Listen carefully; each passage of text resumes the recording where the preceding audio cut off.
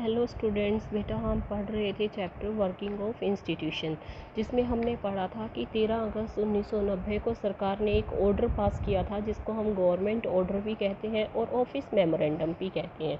फिर इस ऑर्डर को लेकर जिसमें 27% रिजर्वेशन है वो रखा गया था सिविल पोस्ट एंड सर्विसेज में SEBC कैटेगरी के लिए। SEBC जो कि socially and educationally backward class category बनाई गई थी, उसके लिए ये डिसीजन जो लिया था वो प्रेसिडेंट, प्राइम मिनिस्टर, पार्लियामेंट जो कि पॉलिटिकल इंस्टीट्यूशंस हैं, जिनको हम पॉलिटिकल इंस्टीट्यूशंस भी बोलते हैं, उनके द्वारा लिया गया था। और फिर किस तरह से मंडल कमीशन अपॉइंट हुआ, डिस्प्यूट हुआ, इस ऑर्डर को लेकर सुप्रीम कोर्ट ने किस तरह से मामले को सुलझाने की कोशिश की, ये सब हम पढ़ चुके थे।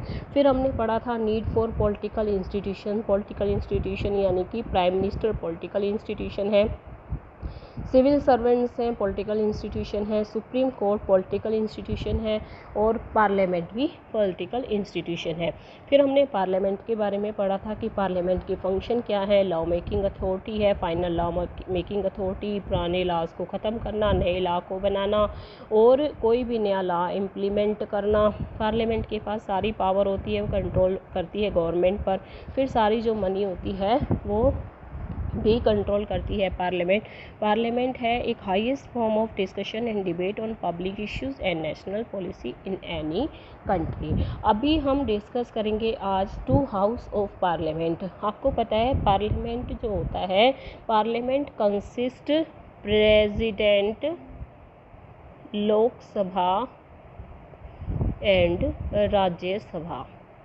मेरी बात समझ आई कि पार्लियामेंट है, अगर पूछा जाए कि पार्लियामेंट में क्या क्या होता है तो प्रेसिडेंट, लोकसभा और राज्यसभा। प्रेसिडेंट इन दोनों में से किसी भी हाउस का सदस्य नहीं होता है, ठीक है, बिकॉज वो पार्लियामेंट का पार्ट है। Since the parliament place a central role, सबसे महत्वपूर्ण रोल है पार्लियामेंट का मॉडर्न डेमोक्रेसी में। और आपको पता है कि इंडिया के अंदर जो पार्लियामेंट है उसको 2 पार्ट्स में डिवाइड किया गया है, लोकसभा एंड राज्यसभा। तो हम पढ़ रहे हैं दे आर कॉल्ड चैम्बर्स और हाउसेस। इसे हम 2 हाउस ऑफ पार्लियामेंट भी बोल सकते हैं। एक हाउस जो directly elected by the people and exercise the real power on behalf of people, आपको पता है Lok Sabha.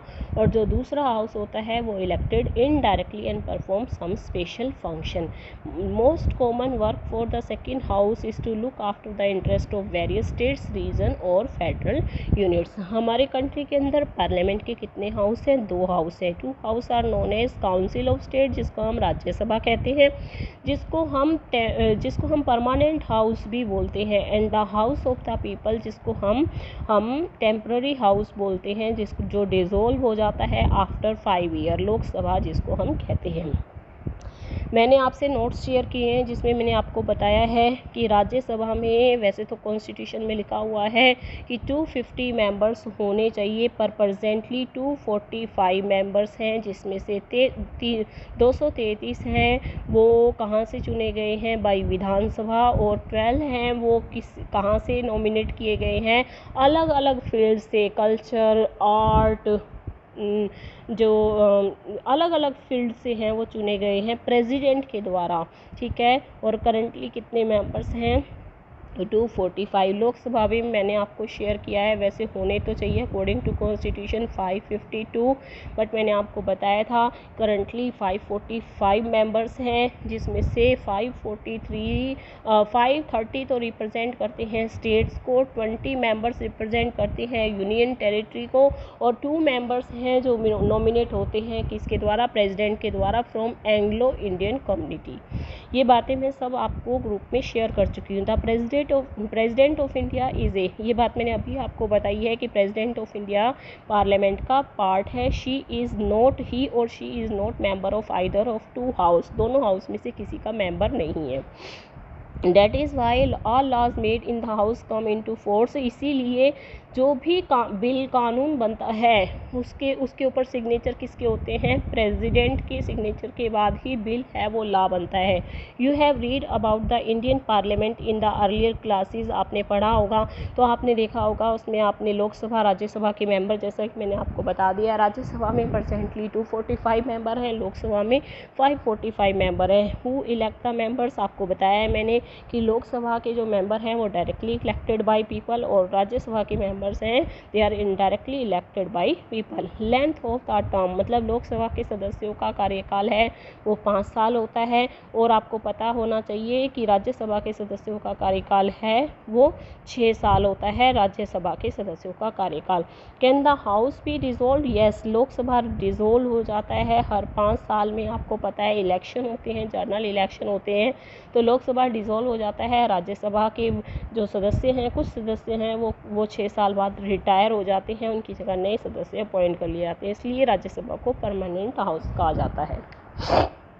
Which of these two house is more powerful, देखिए वैसे तो पावरफुल राज्यसभा है, मोर पावरफुल होता है क्योंकि इसको अपर हाउस भी कहा जाता है। देख रहे हैं आप, अपर हाउस कहा जाता है, लोकसभा को लोअर चैम्बर कहा जाता है बस, बट इसका मतलब ये नहीं है कि राज्यसभा ज़्यादा पावरफुल हो गया लोकसभा से।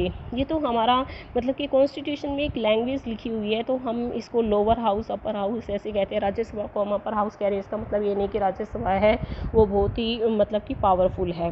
देखिए हमारे कॉन्स्टिट्यूशन में राज्यसभा में को कुछ स्पेशल पावर्स दी गई हैं, बट अगर हम कुछ मैटर्स पे देखें तो लोकसभा के पास है वो सुप्रीम पावर है।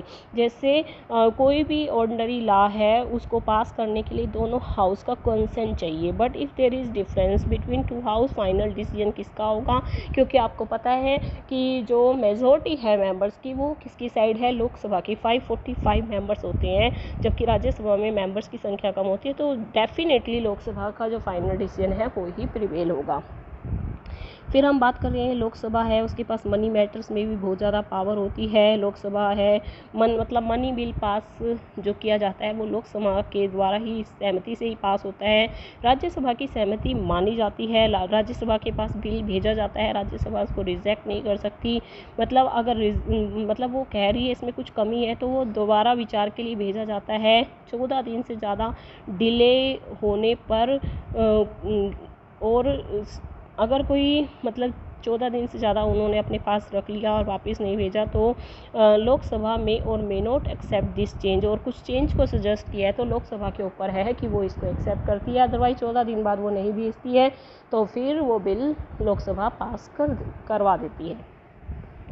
मोस्ट इम्पॉर्टेंटली लोकसभा कंट्रोल करती है काउंसिल ऑफ मिनिस्टर्स को। Only a person who enjoy the support of majority of member Lok Sabha appointed the prime minister. Lok Sabha most importantly Lok Sabha control the council of minister, Lok Sabha council of ministers को control करती है, क्योंकि आपको पता है कि लोकसभा जो होती है, लोकसभा का जो लीडर होता है वो ही मेजॉरिटी साबित कर प्राइम मिनिस्टर बनता है और इसको प्रेसिडेंट अपॉइंट करता है। अगर ये अपना विश्वास मत साबित नहीं कर पाती, ठीक है, तो सभी काउंसिल ऑफ मिनिस्टर को प्राइम मिनिस्टर को क्विट करना पड़ता है। Rajya Sabha does not have this power, पर राज्यसभा के पास ये पावर नहीं है। तो मेरे ख्याल से आपको दोनों हाउस पार्लियामेंट के बहुत अच्छे से समझ आ गए होंगे। मैं आपको एक बात और बता देना चाहती हूँ कि लोकसभा का डिप्टी स्पीकर है, कई बार पूछा जाता है 1 मार्क्स के क्वेश्चन में, थम्बी दुराई है, और जो करंट स्पीकर है 17 लोकसभा का वो ओम बिरला है। हाँ मैंने लिखा भी हुआ है, आपको नोट्स भी शेयर किए। और जो सबसे पहला स्पीकर था वो मालवेंकर था, जो कि हम शेयर कर चुके हैं। इसी तरह से राज्यसभा का जो स्पीकर होता है ना बेटा, वो देश का वाइस प्रेसिडेंट ही होता है। जैसे वेंकैया नायडू हमारे वाइस प्रेसिडेंट हैं, तो वो राज्यसभा के स्पीकर हैं। तो मेरे ख्याल से आपको ये सब समझ आ गया होगा। अपनी नेक्स्ट वीडियो में हम पढ़ेंगे अबाउट पॉलिटिकल एग्जीक्यूटिव।